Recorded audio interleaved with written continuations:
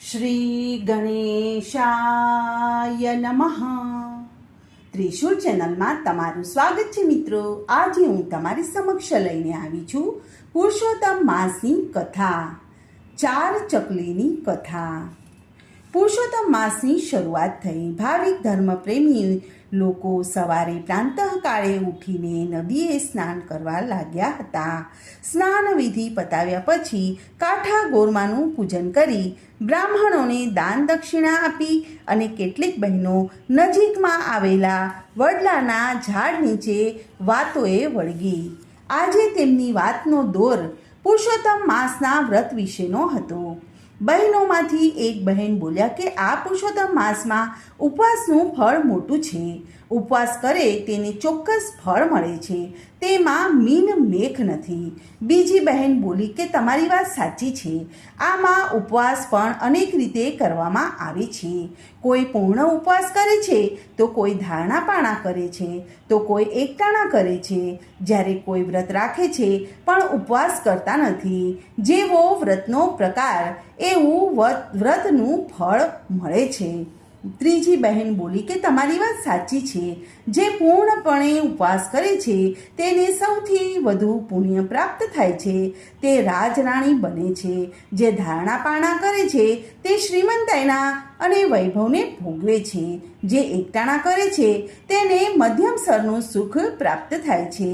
અને જે વ્રત દરમિયાન ઉપવાસ કરતી નથી અને જે આવે તે ખાધે રાખે છે તે કનિષ્ઠ ગણાય છે, તેને ભાગ્યમાં કશું પણ મળતું નથી.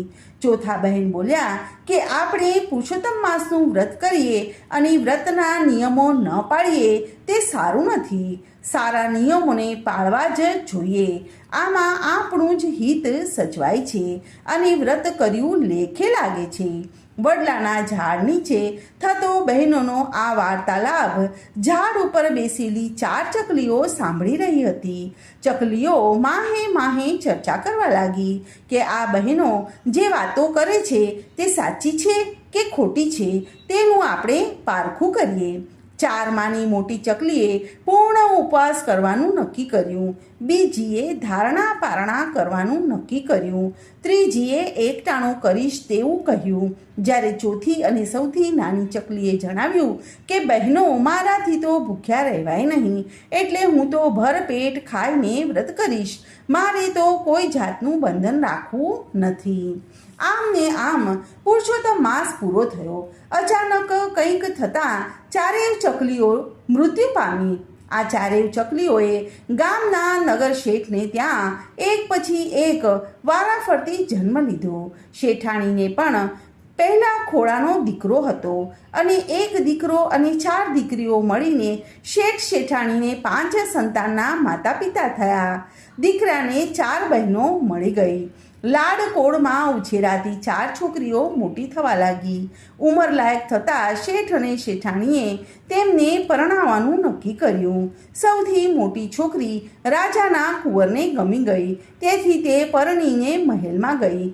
બીજી દીકરીના લગ્ન નગર શેઠના સમોવડિયા એવા શ્રીમંતના દીકરાને પરણાવી દીધી. તે 5 માળની હવેલીમાં ગઈ. ત્રીજી દીકરીને એક સુખી ઘરમાં પરણાવી દીધી. સૌથી નાની દીકરીને નસીબ સંજોગે એક ગરીબના ઘરે પરણાવવી પડી.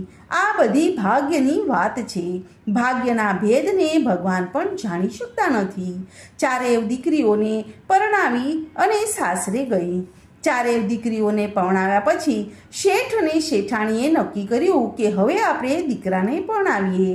તેમણે પોતાના જેવું સમોવડિયો ઘર શોધી કાઢી અને દીકરાના લગ્ન લીધા.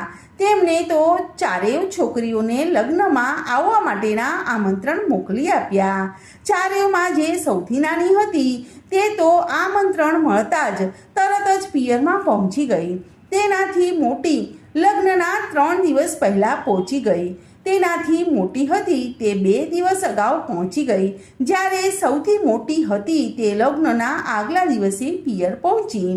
શેઠ અને શેઠાણી અને દીકરીઓએ ભેગા મળી અને ભાઈના ધામે ધૂમેથી લગ્ન કર્યા. ભાઈને પરણાવી અને બધા ઘેર આવી ગયા. 2-4 દિવસ દીકરીઓએ પિયરમાં આનંદ કર્યો. હવે દીકરીઓને પોતાના ઘેર જવાનું નક્કી કર્યું. વિદાયની વેળા આવી પહોંચી. દીકરી પ્રસંગે આવી હોય તો મા બાપ કંઈક ને કંઈક આપે છે. નગર શેઠે મોટી દીકરીને 15 તોલાનો હાર આપ્યો. તેનાથી નાની દીકરીને 10 તોલાનો પોચો આપ્યો. તેનાથી નાની દીકરીને 5 તોલાનો દોરો આપ્યો. જ્યારે સૌથી નાની દીકરીને સોનાના બદલે 2 જોડ કપડાં આપ્યા અને 5 ગુણી ઘઉં આપ્યા. આવા ભેદભર્યા વ્યવહારથી સૌથી નાની દીકરીનું અંતર બળવા લાગ્યું. તે તો રડવા લાગી. ત્યારે સૌથી મોટી બહેને કહ્યું કે બહેન, તું રડ નહીં. દરેકને પૂર્વજન્મની કરણીના મુજબ ફળ મળે છે. આગલા ભવમાં આપણે 4 બહેનો ચકલીઓ હતી. અધિક માસમાં આપણે પુરુષોત્તમ ભગવાનનું વ્રત લીધું હતું. તેમાં તે વ્રત સમયે ખાવા અને પીવાનો કોઈ પણ નિયમ રાખ્યો ન હતો. તેથી તને ગરીબાઈ મળી છે. તારાથી મોટીએ 1 ટાણું કર્યું હતું, તેથી તેને સુખી ઘર મળ્યું છે. તેનાથી મોટીએ ધારણા પારણા કર્યા છે, એટલે તેને શ્રીમંત ઘર મળ્યું છે. જ્યારે મેં વ્રત દરમિયાન પૂર્ણ ઉપવાસ કરવાથી તેના ફળરૂપે મને રાજકુટુંબ મળ્યું છે. આ બધું મને આગલા ભવનું યાદ રહેવાથી મેં તને જણાવ્યું છે. હવે તું યાદ રાખજે કે જ્યારે પણ પુરુષોત્તમ માસ આવે ત્યારે પૂર્ણ શ્રદ્ધા અને ભક્તિભાવપૂર્વક પુરુષોત્તમ ભગવાનનું વ્રત કરજે. આખો મહિનો સ્નાન કરજે. કાઠા ગોરમાનું પૂજન કરજે. દાન દક્ષિણા આપજે અને પૂર્ણ ઉપવાસ રહી અને પુરુષોત્તમ ભગવાનનું નામનું સ્મરણ અને ભક્તિ કરજે. જેથી હવે પછીનો તારો ભવ સુધરી જશે અને તું પણ સુખી થઈ જઈશ. મોટી બહેનની વાત સાંભળી અને નાની બહેનના અસંતોષ દૂર થઈ ગયા. તેમણે વિચાર્યું કે આમાં મા અને બાપનો કોઈ પણ જાતનો દોષ નથી, પણ ભાગ્ય બળે જ બધું આ થઈ રહ્યું છે. બોલો પુરુષોત્તમ ભગવાનની જય. તો મિત્રો, આજની આ કથાને હું અહીં વિરામ આપું છું. કાલે ફરીથી આવીશ એક નવી કથા અને વાર્તા લઈને. ત્યાં સુધી બધાને મારા જય શ્રી કૃષ્ણ. ધન્યવાદ.